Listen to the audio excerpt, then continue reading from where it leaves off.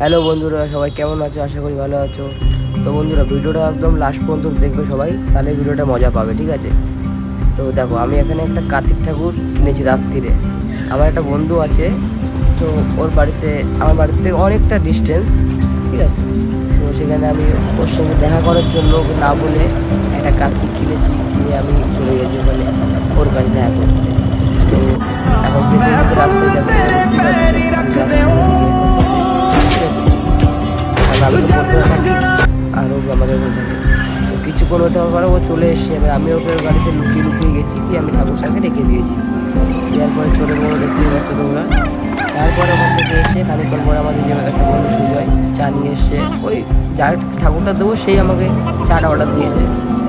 তো চাটা খাওয়ার পরে আমরা সবাই মিলে একটু আনন্দ করলাম ওখানে করে। সকালবেলা যখন বেরোবে তখন এই গাড়ি থেকে ওই গাড়িতে, ওইটা হচ্ছে এর গাড়ি।